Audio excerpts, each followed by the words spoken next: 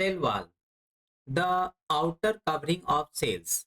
आज हम cell wall के बारे में स्टडी करेंगे। क्लास 9 की ये एनसीईआरटी बुक है सेल वॉल। तो सेल वॉल को हम लोग स्टार्ट कर रहे हैं। इन जनरल, तो in general plants can not move from place to place. जो हमारे पास हम जनरल फॉर्म में अगर देखते हैं तो plants can not move from place to place, so they need a rigid structure to withstand environmental stress। जो प्लांट्स होते हैं वो वन प्लेस से दूसरे प्लेस पे नहीं जा सकते, इसलिए उनके पास जो है एक स्ट्रॉन्ग, ठीक है, तो एक strong, they need a rigid, rigid मतलब बहुत ही हार्ड, कठोर structure to withstand environment stress. ठीक है, environmental stress like the wind and rain, जैसे लाइक विंड एंड रेन, यानी विंड और रेन से बचने के लिए उनके अंदर एक इन्वायरमेंटल स्ट्रेस होता है, जो या रिजिड स्ट्रक्चर की नीड होती है उनको, क्योंकि वो एक प्लेस से दूसरे प्लेस पे जा नहीं सकते, तो एक ही जगह उनको स्टैंड रहना है। तो उनकी जो स्ट्रक्चर होते हैं अलग होते हैं। Therefore, the plant cells have therefore the plant cell have an additional covering outside। तो प्लांट सेल जो होता है उनके ऊपर एक एडिशनल कवर होता है, उनके आउटसाइड एक एडिशनल कवर होता है, उसी को हम लोग सेल मेम्ब्रेन, ठीक है, यानी कि जो सेल मेम्ब्रेन के ऊपर एडिशनल कवर होता है उसे सेल वॉल कहते हैं। क्या कहते हैं? सेल वॉल कहते हैं। The plant cell have an additional covering outside the cell membrane called the cell wall। जो भी प्लांट सेल होते हैं उन प्लांट सेल्स के सेल मेम्ब्रेन के ऊपर एक कवरिंग आउटसाइड कवर बना रहता है, उस कवर को हम लोग सेल वॉल कहते हैं। Cell wall also helps leaves, जो सेल वॉल्स होते हैं also helps leaves and flower, leaves और फ्लावर्स को भी हेल्प करते हैं। Remain form and maintain their shape, उनके फॉर्मेशंस और उनके शेप्स को मेंटेन करने में भी हेल्प करते हैं। And help plant and help plants stay upright, और प्लांट्स को सीधे खड़े रहने में, स्टे अपराइट यानी कि सीधे खड़े रहने में भी हेल्प करते हैं। कौन? Cell wall. although rigid cell wall is permeable, ठीक है, जो रिजिड सेल वॉल होते हैं वो परमिएबल होते हैं, which means water and some dissolve minerals can passes through it. इसका मतलब होता है कि उसके अंदर से पानी और कुछ डिजॉल्व मिनरल उसके थ्रू पास होते रहते हैं। along with सब सेलेक्टिव permeability, ठीक है, along with selective permeability of the cell membrane, the permeability of cell wall helps plants root absorb water and nutrients from the soil। जो cell wall होता है, ठीक है, वो वाटर और न्यूट्रिएंट्स, सॉइल से वाटर और न्यूट्रिएंट्स भी अब्जॉर्ब करता है। ठीक है, तो although the selective permeable of the cell membrane, जो सेलेक्टिव सेल मेम्ब्रेन होते हैं वो permeable of the cell wall, जो सेल वॉल के प्रीमेबिलिटी होती है, यानी permeability of the cell wall, वो हेल्प करता है प्लांट्स को रूट से वाटर अब्जॉर्ब करने की और nutrients from the soil, soil से न्यूट्रिएंट्स अब्जॉर्ब करने में हेल्प करता है। When we place a rhoeo leaf, जब हम एक रिबो लीफ को प्लेस करते हैं, और एन ओनियन पील, एक ओनियन पील्स को, ठीक है, okay, when we place a rhoeo leaf on an onion peel in concentrate sugar solution, the plant cell lose water due to osmosis।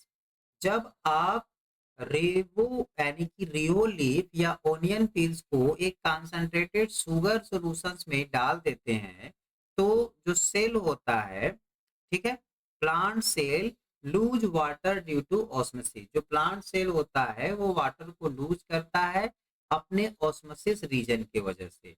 However, the cell do not shrink in size because their rigid cell wall maintain their shape। Cell wall do not shrink in size जो cell wall होता है वो shrink नहीं होता है और उसकी size छोटी नहीं होती है, अपनी साइज से वो श्रिंक नहीं होता है। रीजन क्या है? Because their rigid cell wall, जो उसका रिजिड सेल वॉल है वो मेंटेन देयर शेप, उसके शेप को मेंटेन करके रखता है, बनाए रखता है। Their inner, okay, maintain their shape. The inner content of cell shrinks as the cell membrane pulls away from the cell walls. जो उसका इनर कंटेंट होता है, जो सेल को श्रिंक होने से यानी कि श्रिंक हो जाता है, द सेल मेम्ब्रेन पुल्स, जो सेल मेम्ब्रेन होता है वो उसको खींचे रखता है, away from the cell wall से उसको दूर बनाए रखता है। दिस सो दैट, ये बताता है कि सेल वॉल हेल्प्स प्लांट, जो सेल वॉल होते हैं प्लांट्स की हेल्प करते हैं, यानी प्लांट सेल्स की हेल्प करते हैं, remain from in form in their original shape, उनको अपने ओरिजिनल शेप में बनाए रखने में वो हेल्प करता है। अब एनिमल सेल्स क्या होता है? Such as the cheek cells do not have a cell wall, जो एनिमल सेल होता है जैसे चिक सेल्स पे अगर हम पता करेंगे तो उसमें सेल वॉल नहीं होता है। Therefore, when placed in the concentrated sugar solution, जब उसको आप concentrated sugar solution में डालते हैं, they lose water and shrink, वो वाटर को लूज कर देता है और श्रिंक हो जाता है, छोटा हो जाता है, यानी सिकुड़ जाता है। तो आप जान सकते हैं कि सेल वॉल किसमें होता है? प्लांट सेल्स में होता है, एनिमल सेल्स में नहीं होता है। इसका कंक्लूजन हुआ, without a rigid cell wall animal cells can change shape easily, बिना रिजिड सेल वॉल्स के जो एनिमल सेल वॉल होता है वो अपने साइज या शेप को इजिली चेंज कर लेता है। दिस सेलुलर फ्लेक्सिबिलिटी, ये जो सेलुलर फ्लेक्सिबिलिटी है, सपोर्ट द ओवरऑल इन्वायरमेंट, जो ओवरऑल इन्वायरमेंट को सपोर्ट करता है, and functioning of the animal tissues, और एनिमल टिश्यूज के फंक्शंस को वर्क करता है। The plant cell wall is primarily made of cellulose, a type of carbohydrate form by many glucose. ठीक है, a plant cell is primarily made of cellulose, जो plants होते हैं, the plant cell wall is primarily made of cellulose, cellulose के बने होते हैं। जो भी प्लांट सेल, ये बहुत ही इंपॉर्टेंट क्वेश्चन है, ये पूछा जाता है कि जो प्लांट सेल वॉल होता है वो किससे बना होता है? तो सेलुलोज से बना होता है प्राइमरीली, यानी मेन रूप से वो सेलुलोज से बना है, प्राइमरी रूप से। A type of carbohydrate, a type of carbohydrate formed by the many glucose, जो कार्बोहाइड्रेट होता है वो मेनी ग्लूकोज को बनाता है। यूनिट लिंक टुगेदर, इनकी जो यूनिट होती है एक दूसरे से लिंक होती है। Cellulose in our diets acts as roughage, ठीक है, जो सेलुलोज होता है हमारे डाइट्स में वो ऐसा एक्ट करता है एज ए रफेज, एक रफेज की तरह हेल्प करता है, हेल्पिंग इन डाइजेशन, जो हमारे डाइजेशन में हेल्प करता है। Some micro organism like the fungi and bacteria also have the cell wall, लेकिन कुछ ऐसे एनिमल्स होते हैं जैसे फंगी हो गया और बैक्टीरिया हो गया, इनके पास भी सेल वॉल होता है। सभी एनिमल्स के पास सेल वॉल नहीं होते हैं, लेकिन फंगी, कुछ ऐसे भी अब माइक्रो ऑर्गेनिज्म हैं जिनको एनिमल सेल्स में रखा जाता है, जैसे फंगी और बैक्टीरिया, इनके पास सेल वॉल होता है। टू प्रोवाइड, जो क्या करता है? प्रोवाइड प्रोटेक्शन, जो उनको प्रोटेक्शन प्रोवाइड करता है, and structural support to their cell, उनके सेल के स्ट्रक्चरल सपोर्ट, ठीक है, उनके जो भी उनका सेल होता है उनका स्ट्रक्चरल सपोर्ट करता है। यानी कि जो बैक्टीरिया और फंगी के सेल्स होते हैं उनके स्ट्रक्चरल सपोर्ट्स के प्रोटेक्शंस के लिए सेल वॉल होते हैं। सो नेक्स्ट हम स्टडी करने जा रहे हैं सेल इंटीरियर। सेल इंटीरियर में अ कोऑर्डिनेट वर्किंग, ठीक है, कोऑर्डिनेट वर्किंग सिस्टम। अच्छा, थोड़ा सा ये बचा हुआ, इसको हम एक बार पढ़ देते हैं, pause and ponder. What argument would you give for the necessity of a cell wall in plants, usually fixed in one place, various in the animal using moving from the one place to the another। इसके बारे में थोड़ा आप सोचिए, बहुत ही ठीक है, ये चैप्टर हमारा डन हो जाएगा तो हम इसको बाद में डिस्कस कर सकते हैं। स्टार्ट करते हैं हम लोग सेल इंटीरियर। सेल इंटीरियर हमारा क्या होगा? सेल इंटीरियर को हम समझेंगे a coordinate working system. Cell interior जो होता है ये एक वर्किंग सिस्टम को कोऑर्डिनेट करता है। तो कैसे हम लोग इसको अच्छे से जानेंगे? You have learn that most cell have three basic parts. You have learned, आपने ऐसा आप सीख चुके हैं कि most cell have three basic, cells के पास मोस्टली थ्री बेसिक पार्ट्स होते हैं। पहला, सेलेक्टिवली प्रीमेएबल मेम्ब्रेन, यानी कि permeable membrane called the plasma membrane. जो सेलेक्टिवली प्रीमेएबल मेम्ब्रेन होते हैं उनको प्लाज्मा मेम्ब्रेन कहते हैं। Semi fluid jelly like substance जिसमें होते हैं उनको हम लोग साइटोप्लाज्म कहते हैं। और दूसरा हमारा होता है प्रोमिनेंट न्यूक्लियस। तो मेन हमें याद रखना है कि जो इंटीरियर सेल वॉल्स होते हैं उसमें प्लाज्मा मेम्ब्रेन होता है। Semi fluid jelly like structure जो होता है उसको साइटोप्लाज्म कहते हैं। और इसके बाद एक हमारा प्रोमिनेंट न्यूक्लियस होता है।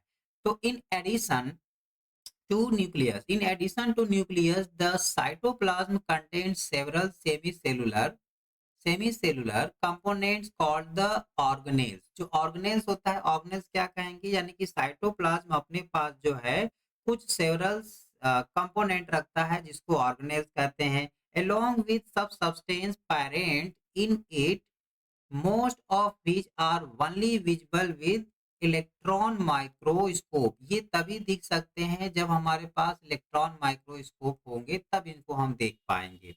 अब यहाँ पे एक एक्टिविटी है, लेटेस्ट स्टडी। अब ये देखिए हमारे पास तीन डायग्राम आपको दिख रहे होंगे। पहला में ए हमारा है, फिर बी है, फिर इसके बाद सी डायग्राम है।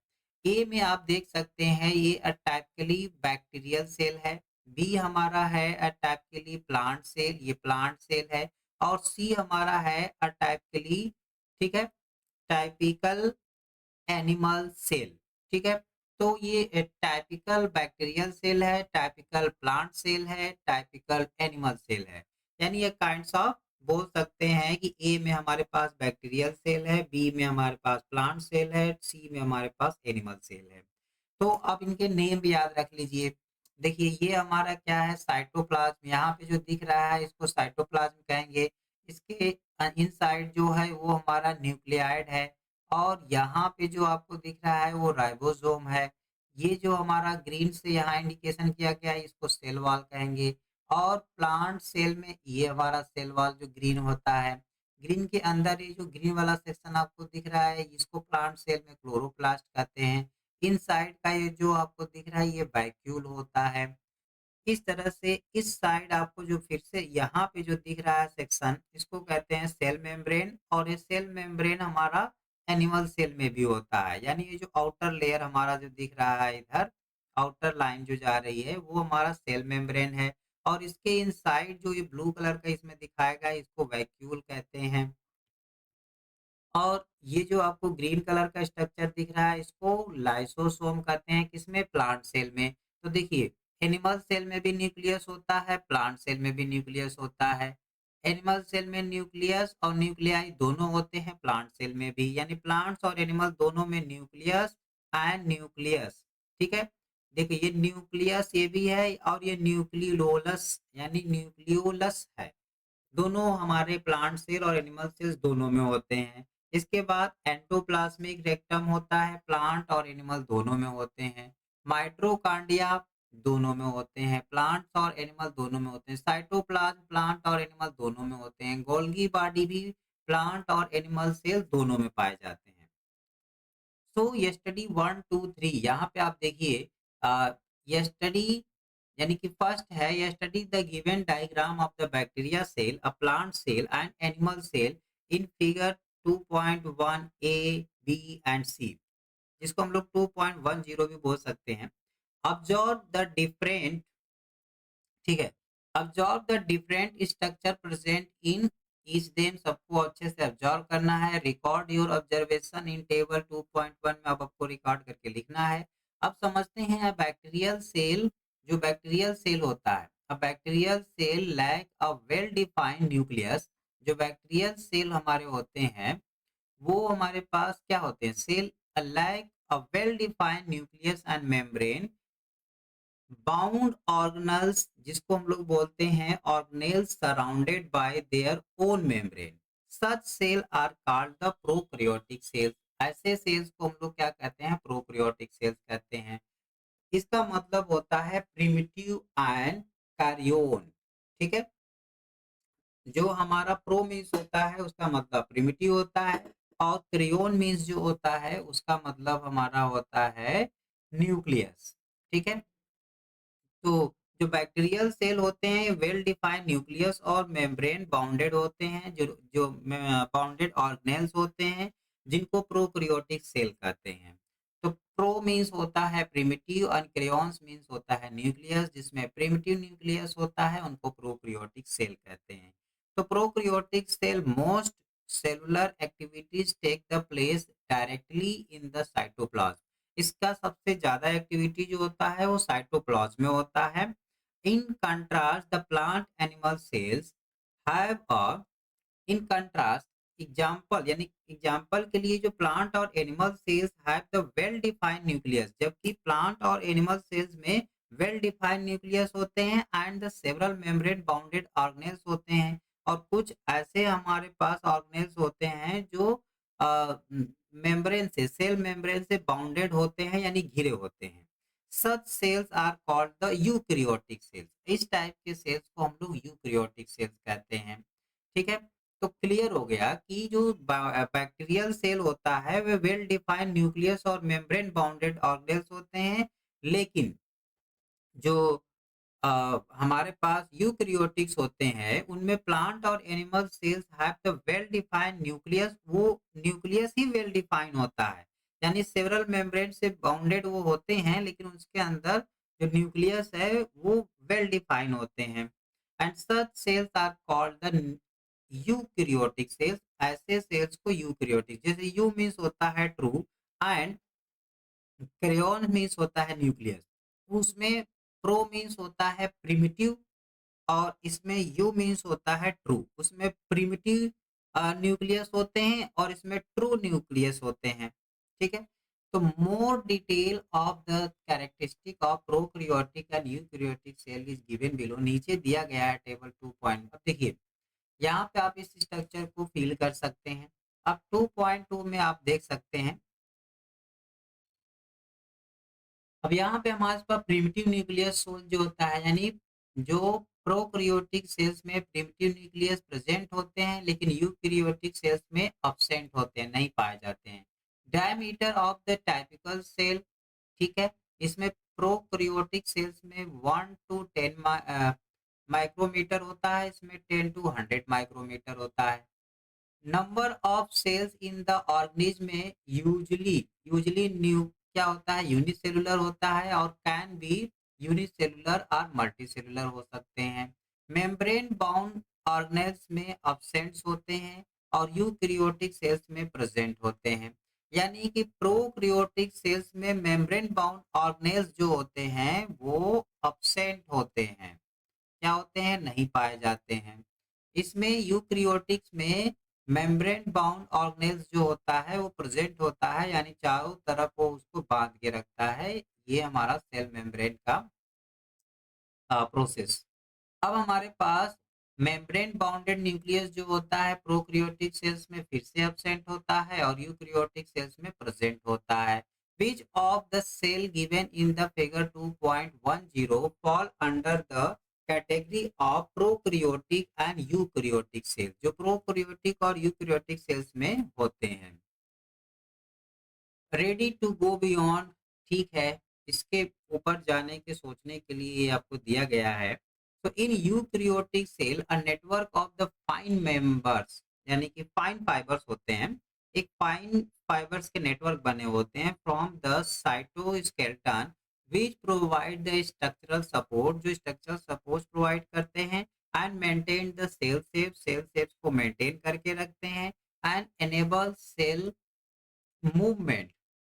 इंटरनल सपोर्ट करते हैं और सेल मूवमेंट को भी वो एनेबल करते हैं ताकि वो आसानी से मूव कर सके। इट्स विजिबल ओनली अंडर, ये तभी दिखाई देंगे जब इलेक्ट्रॉन माइक्रोस्कोप हमारे पास होगा, एंड एज सेपरेटेड इंटिटी, उसकी सेपरेटेड इंटिटी भी हम इसी से देख पाएंगे। द साइटोप्लाज्म में also store starch in plant cell. जो साइटोप्लाज्म होते हैं वो प्लांट सेल, ठीक है, मतलब जो स्टार्च होता है, सॉरी, द साइटोप्लाज्म में आल्सो स्टोर स्टार्च। जो साइटोप्लाज्म होता है वो स्टार्च को भी स्टोर करता है, और क्रिस्टल ऑफ द कैल्शियम, ठीक है, कैल्शियम ऑक्सलेट या फिर सिलिका, दोनों को स्टोर करता है। इन सम प्लांट सेल, कुछ प्लांट सेल्स में ये सिलिका के फॉर्म में स्टोर हो जाते हैं, कुछ में कैल्शियम ऑक्सलेट के फॉर्म में स्टोर हो जाते हैं या क्रिस्टल के फॉर्म में होते हैं, कुछ स्टोर कर लेते हैं स्टार्च के फॉर्म में। There are known as a cell in nucleus, तो इनको सेल इन न्यूक्लियस कहा जाता है, या ये लोग ऐसे जो होते हैं इनको सेल इन न्यूक्लियस के रूप में जाना जाता है। Why do eukaryotic cell need these organelles?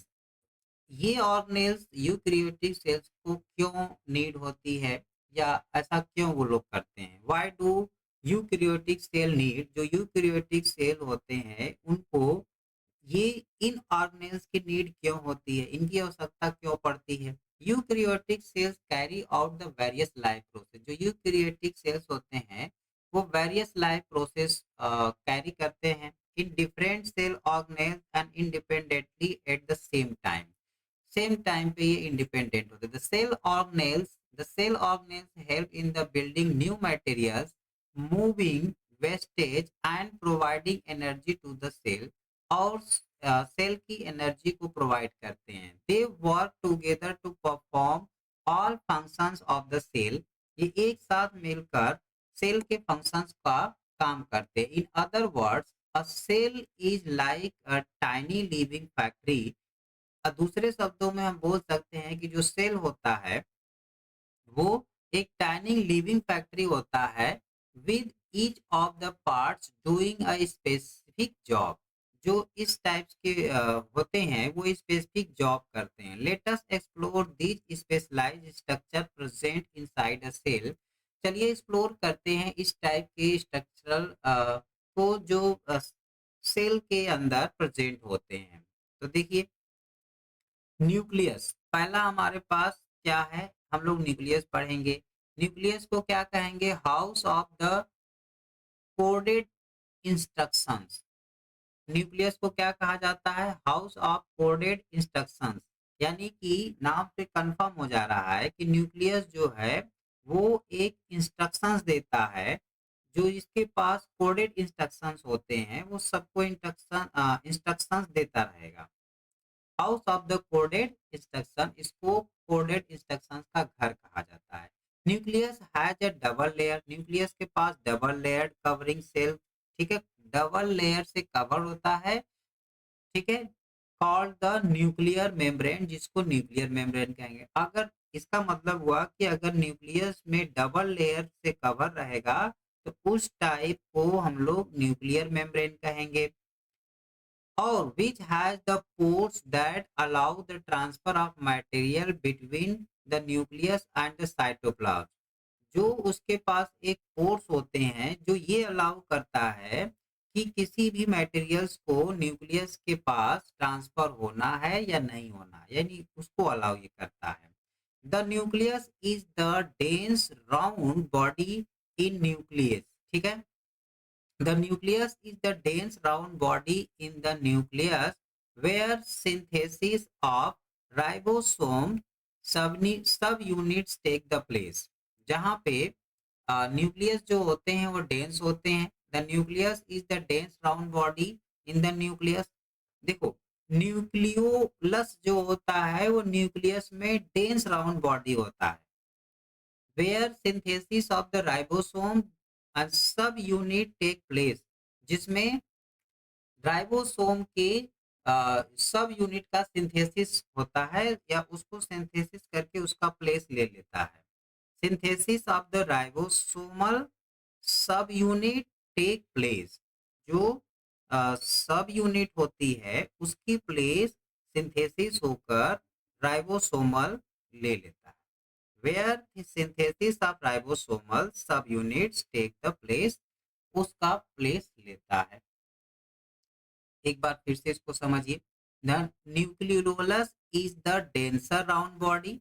Nucleus nucleus में डेंसर राउंड बॉडी होती है।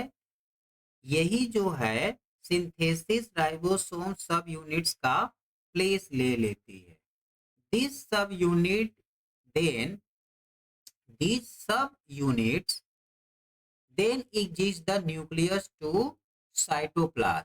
तब ये जो सब यूनिट होती हैं क्या हो जाती हैं, एग्जिट होती हैं न्यूक्लियस टू साइटोप्लाज्म, न्यूक्लियस से साइटोप्लाज्म में एग्जिट होती हैं। एग्जिट मतलब बाहर निकल जाती है। Where one large and one small sub unit assemble to form ribosome, जिसमें से एक बड़ी और एक छोटी राइबोसोम्स मिलकर, ठीक है, यानी कि सब यूनिट असेंबल हो जाती हैं। असेंबल मतलब मिल जाती हैं टू फॉर्म राइबोसोम, मिलकर राइबोसोम बनाती हैं। क्लियर है? फिर से अच्छे से समझिए। जब हमारे पास एक लार्ज और एक स्मॉल सब यूनिट आपस में असेंबल हो जाती हैं, मिल जाती हैं, तो वो राइबोसोम बना देती हैं। क्या बना देती हैं? राइबोसोम, जो कि फिगर 2.11 में है। तो देखिए ये है यहाँ पे राइबोसोम कहाँ है आपका? राइबोसोम राइबोसोम ये स्ट्रक्चर दिया है वो 2.11 में, स्ट्रक्चर ऑफ न्यूक्लियस है। ये हमारे पास क्रोमेटिन है, न्यूक्लियस पोर है, न्यूक्लियस है। अच्छा, इसमें स्ट्रक्चर में दिखाया ही नहीं है राइबोसोम्स, लेकिन ये ध्यान दीजिए कि जब एक छोटा और एक बड़ा दोनों लोग आपस में, छोटा सब यूनिट और बड़ा या लार्ज सब यूनिट आपस में असेंबल होते हैं, तो असेंबल होकर वो क्या फॉर्म कर देते हैं? Ribosome. Nucleus contain chromosome, chromosome है यहाँ पे, ये देखिए जो न्यूक्लियस होता है वो क्या कंटेन करता है, जैसे ये न्यूक्लियस है तो ये क्या कंटेन करता है, इसके पास होता है क्रोमोसोम और क्रोमोटीन, क्रोमोसोम और क्रोमोटीन which are visible as a rod shaped structure। वो ऐसा विजिबल होता है जैसे लगता है कोई रॉड शेप स्ट्रक्चर हो, जैसे ये देख लीजिए रॉड शेप स्ट्रक्चर की तरह वो विजिबल होता है, दिखाई देता है। when only when the cell is about to divide, तब जब सेल आपस में डिवाइड होते हैं। Chromosome contain the information, chromosome होता है जो वो इंफॉर्मेशन को कंटेन करके रखता है for inheritance of the characteristic from parent to the next generation in the form of DNA, जिसको बोलते हैं डाई ऑक्सी राइबो न्यूक्लियस। ठीक है, deoxy ribo nucleus acid को डीएनए कहते हैं शॉर्ट फॉर्म में। तो ये जो डीएनए होता है वो होता है कौन सा? Deoxy ribo nucleus. ये जो है क्रोमोसोम उसी डीएनए के फॉर्म में नेक्स्ट जनरेशन के लिए कंटेन करके इंफॉर्मेशन रखता है। अब ये जो हमारा होता है फॉर्म और डीएनए मॉलिक्यूल, और डीएनए मॉलिक्यूल को बना देता है, यानी क्रोमोसोम की हेल्प से डीएनए मॉलिक्यूल बनता है। उस डीएनए मॉलिक्यूल में जो क्रोमोसोम है वो नेक्स्ट जनरेशन की इंफॉर्मेशन को, इनहेरिटेंस को, या इंफॉर्मेशन ऑफ इनहेरिटेंस के कैरेक्टरिस्टिक को बनाए रखता है, मेंटेन करके रखता है, जिससे पेरेंट्स के बारे में, चाइल्ड्स के बारे में, उनके इनहेरिटेंस के बारे में पता चलता है। Chromosome are composed of DNA, chromosome जो होता है वो डीएनए कंपोज करता है, या एंड स्पेसिफिक प्रोटीन, जो स्पेसिफिक प्रोटीन से बना होता है। डीएनए न्यूक्लियस, जो हमारा डीएनए न्यूक्लियस है, I am sorry, DNA molecules contain the genetic information, उसके पास जेनेटिक इंफॉर्मेशन होता है। The function segment DNA are called the genes, जो उसका फंक्शन डीएनए का फंक्शन सेगमेंट होता है उसको हम लोग जीन्स कहते हैं। ये जीन्स एक प्रकार से हमारे जीन्स होती है, यानी कि वो उनके जीन्स में है। In the non-dividing cell, the DNA is present as part of chromatin materials. जो DNA होता है, ठीक है, this DNA is present as a part of chromatin material. Chromatin material में होता है, chromatin material is visible as an in entangles, ठीक है, entangles mass of thread like structure. एक थ्रेड लाइक्स होता है, उसको स्ट्रक्चर कहते हैं. Whenever the cell is about to divide, जिसमें सेल लगभग डिवाइड होते हैं, द क्रोमेटिन, ठीक है, the chromatin material gets organized into chromosome. जो क्रोमोसोम में क्या हो जाते हैं, ऑर्गेनाइज हो जाते हैं. होप कि इतना आपको अच्छे से समझ में आया होगा. तो आज हम लोगों ने क्या पढ़ा, हम लोगों ने पढ़ा डीएनए, क्रोमोसोम, सेल वॉल और इसके स्ट्रक्चर को. अब हमारे पास प्रोकैरियोटिक सेल और यूकैरियोटिक सेल्स के बारे में भी हम लोगों ने पढ़ा. तो देखिए यहाँ पे कुछ है थ्रेड ऑफ क्यूरियोसिटी. क्यूरियोसिटी हमारे जानने का. Some cells are specialised to perform specific function. कुछ सेल्स होते हैं स्पेसिफिक फंक्शंस को परफॉर्म करते हैं. For example mature red blood cell, जो आरबीसी होता है, mature red blood cell in the human do not have a nucleus. उसके पास कोई न्यूक्लियस नहीं होता है, इसे इनन्यूक्लिएट बोलते हैं.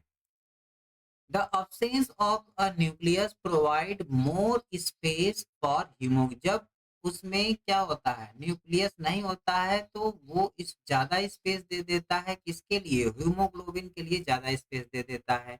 allowing it to transport a large amount of oxygen to all cell of the body.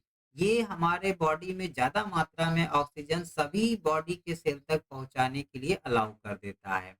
Since they lack of nucleus, इसलिए आरबीसी में न्यूक्लियस नहीं होता है, लैक होता है. यानी आरबीसी में नो न्यूक्लियस हम लोग बोल सकते हैं कि न्यूक्लियस नहीं होता है, या लैक ऑफ न्यूक्लियस आप बोल सकते हैं. ठीक है, next. Now we know about as, थोड़ी सी यहाँ से, they can not repair or divided themselves. इसलिए ये अपने से रिपेयर या डिवाइड नहीं हो पाते हैं. As a result their life span is short. इस रीजन से इनका लाइफ स्पैन बहुत ही शॉर्ट होता है. And they are survive approximately 120 days. इसलिए ये लोग 120 डेज ही सर्वाइव कर सकते हैं. Do you know what other cell without nucleus. क्या आप जानते हैं कि कोई ऐसा भी सेल्स है जिनमें न्यूक्लियस नहीं होते हैं, विदाउट न्यूक्लियस होते हैं? अगर आप जानते हैं तो इसको खोजिए और पता करिए.